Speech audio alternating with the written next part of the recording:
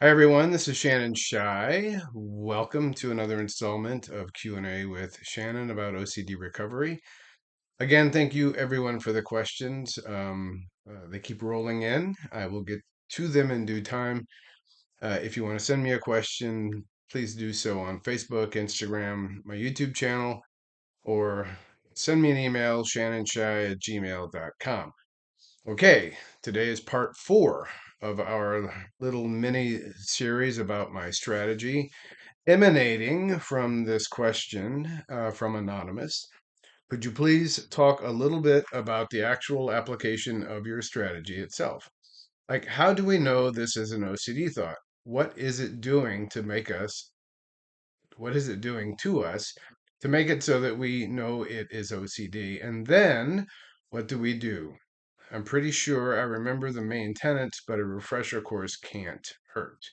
Again, from Anonymous. All right, so we've been through the omnipresent ground rules 1 and 2. You don't have to be perfect at implementing the strategy and separate yourself from the disorder. Remember, I am not OCD. OCD is not me. Now for the meat and potatoes, ground rules 3, 4, and 5, right? This is what we do, how we do it when OCD is tapping us on the shoulder. When we get that thought that gives us intense doubt, crippling anxiety, and we all know what that feels like. When we get this perceived need to perform some behavior, emotional, mental, or physical, right, to help us get immediate certainty or immediate relief from anxiety, right?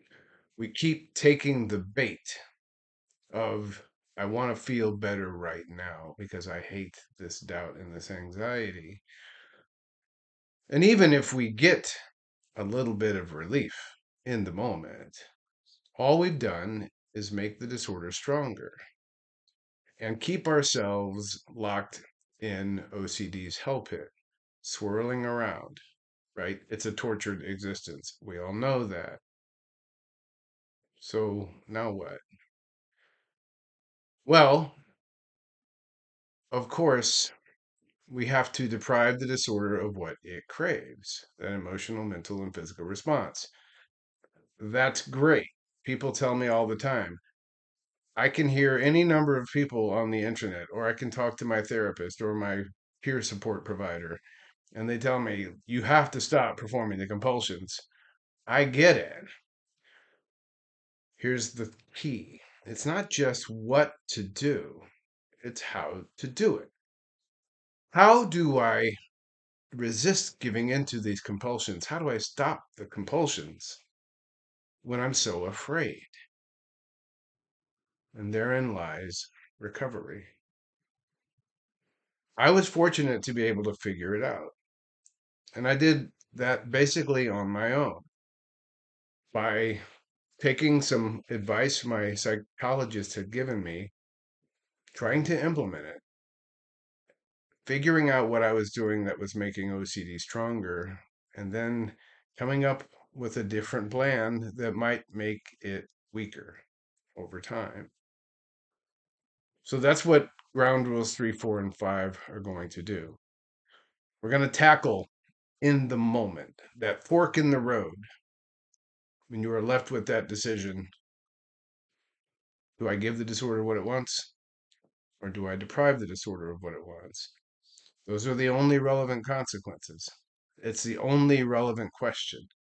The details and the content don't matter, and we'll get into that further.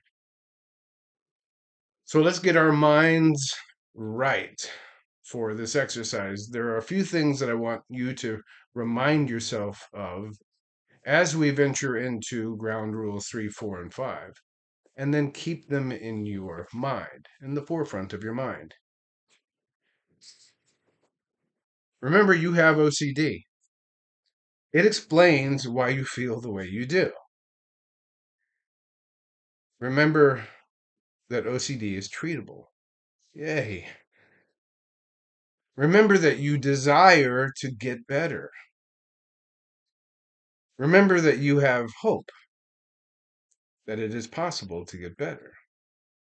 Actually, it's more than hope, right? I'm living proof that it's possible. If you're searching for that hope, just look at me. I've never said anything untrue about my experience.